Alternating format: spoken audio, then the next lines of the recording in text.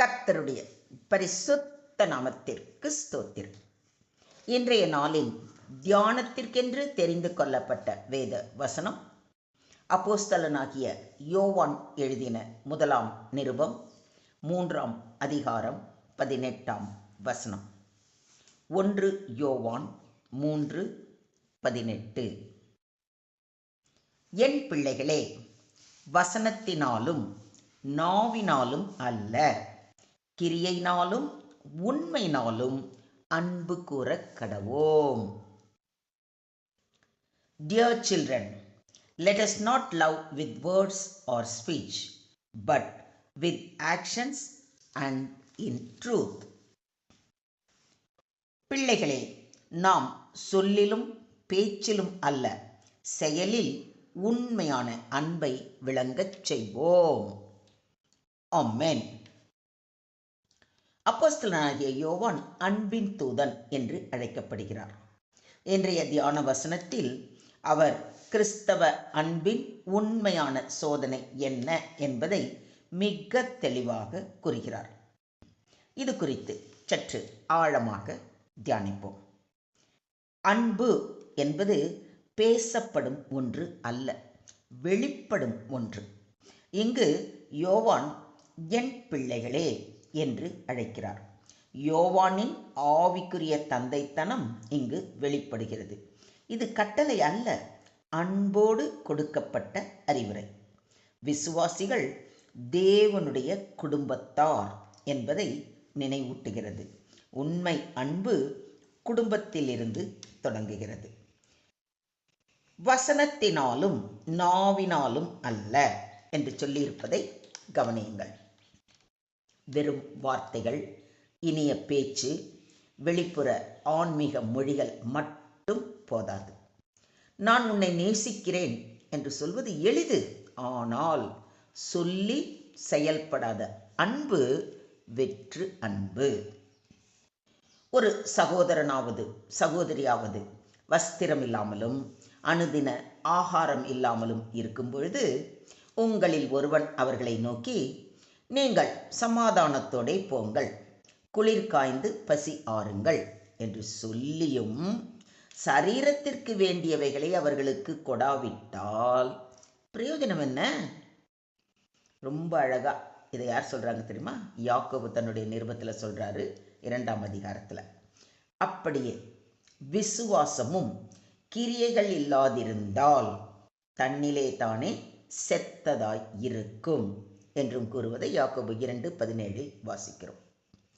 அன்பும் விசுவாசமும் ஒரே விதியின் அடிப்படை. செயல் இல்லையெனில் அது உயிர் அற்றது. உண்மையான அன்பு எப்பொழுதும் செயலில் வெளிப்படும். கிரியையினாலும், கிரியை என்பது செயல். அன்பு செயலில் காணப்பட வேண்டும். உதவி, தியாகம், பரிவு, பொறுமை, மன்னிப்பு இவை அன்பின் செயல்கள். இயேசு சொன்ன அன்பு சிலுவையில் தன்னை தியாகம் செய்த அன்பு. அவர் தம்முடைய ஜீவனை நமக்காக கொடுத்ததினாலே அன்பு இன்னதென்று அறிந்திருக்கிறோம் என்று யோவான் கூறுவதை 1 யோவான் 3:16 வாசிக்கிறோம். இயேசுவின் அன்பு சொற்களால் அல்ல, சிலுவை செயலால் வெளிப்பட்டது. நாம் காட்டும் அன்பும் தியாகத்தை கொண்டிருக்க வேண்டும். உண்மையினாலும் என்று சொல்லப்பட்டிருப்பதை கவனியுங்கள். வெளிப்புற செயல்கள் மட்டுமல்ல, உள்ளார்ந்த தூய மனநிலையோடும் சுயநலம் இல்லாமலும் செய்யப்படும் அன்பு தேவனுக்கு பிடித்த உண்மையான அன்பு. உங்கள் அன்பு மாயமற்றதாய் இருப்பதாக. தீமையை வெறுத்து நன்மையை பற்றி கொண்டிருங்கள் என்று அப்போஸ்தலனாகிய பவுலும் நம்மை அறிவுறுத்துவதை ரோமர் 12:9 வாசிக்கிறோம்.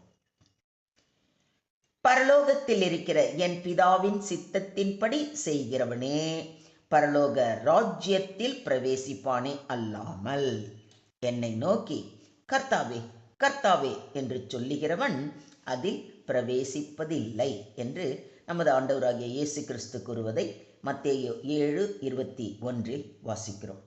வார்த்தைகளால் அல்ல, தேவனுடைய சித்தத்தின்படி வாழ்வதே உண்மையான விசுவாசம். அன்புக்கும் இதே விதி. வெறும் வார்த்தைகளால் அன்பு கூற முடியாது. அது செயலில் வெளிப்படும்போது தான் முழுமை அடைகிறது. இதை விசுவாசிக்கிறீங்களா? நீங்கள் ஒருவரில் ஒருவர் அன்பாய் இருங்கள். நீங்கள் ஒருவரில் ஒருவர் அன்புள்ளவர்களாய் இருந்தால் அதனால் நீங்கள் என்னுடைய சீஷர்கள் என்று எல்லாரும் அறிந்து கொள்வார்கள் என்று இயேசு கூறுவதை யோவான் 13ஆம் அதிகாரம் 34-35 வசனங்களில் வாசிக்கிறோம். கிறிஸ்தவர்களின் அடையாளம் மதச்சடங்கு அல்ல, வார்த்தை அல்ல, செயலில் வெளிப்படும் அன்பு. மொத்தத்தில் இன்றைய தியான வசனம் மூலம் நாம் கற்றுக்கொள்ளும் பாடம் பேசப்படும் அன்பல்ல, காணப்படும் அன்பு. வார்த்தை அன்பின் வரம்பு. பேசுவது எளிது, வாக்குறுதி கொடுப்பது எளிது, ஆனால் அதை செயலில் காட்ட வேண்டும்.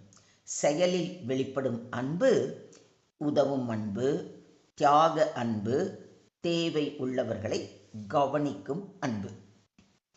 உண்மையோடு கூடிய அன்பு லாபம் நோக்கும் அன்பு அல்ல, தேவனுக்கு பிடித்த தூய அன்பு.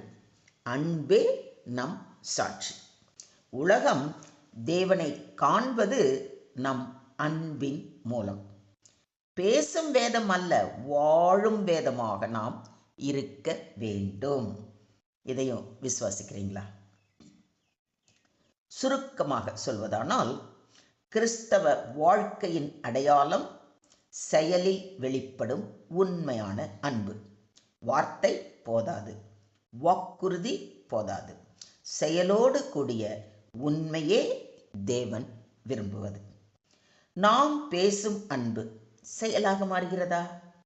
நம்முடைய அன்பு நிபந்தனைக்குட்பட்டதா அல்லது நிபந்தனை அற்றதா? தேவனை நேசிப்பதாக சொல்லும் நாம் மனிதரை நேசிக்கிறோமா? சிந்தியுங்கள், செயல்படுங்கள்.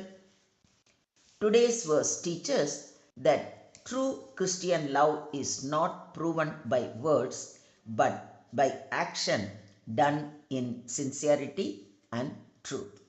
Love that only speaks is empty. Love that serves reflects Christ. Genuine love imitates Jesus, sacrificial, practical, and sincere.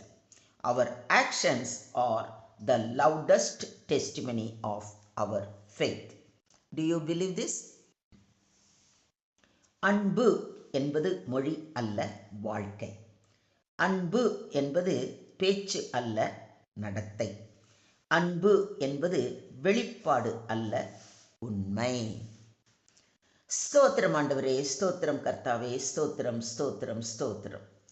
கர்த்தாவே, நாங்கள் பேசும் அன்பை விட செயலில் வெளிப்படும் உண்மையான அன்பை வாழ்க்கையில் காண்பிக்க எங்களுக்கு உதவி செய்ய வேண்டுகிறோம். இயேசுவின் அன்பை போல தியாகமான அன்பை எங்கள் உள்ளத்திலே புதுப்பியும். சுயநலம் இல்லாத, மாயமில்லாத உண்மையான அன்பால் எங்களை நிரப்பும். எங்கள் அன்பின் மூலம் உலகம் உம்மை காண வேண்டி எங்களை முற்றிலுமாக தாழ்த்தி உம்முடைய கரங்களிலே ஒப்பு கொடுக்கிறோம். நீங்க பொறுப்பெடுத்துக்கோங்க, நீங்க வழி நடத்துங்க. எல்லா துதியும், எல்லா கணமும், எல்லா மகிமையும் ஒருவருக்கே செலுத்துகிறோம். மீட்பர் இயேசுவின் மூலம் ஜெபம் கேளும் எங்கள் ஜீவனுள்ள தகப்பனே. ஆமென்.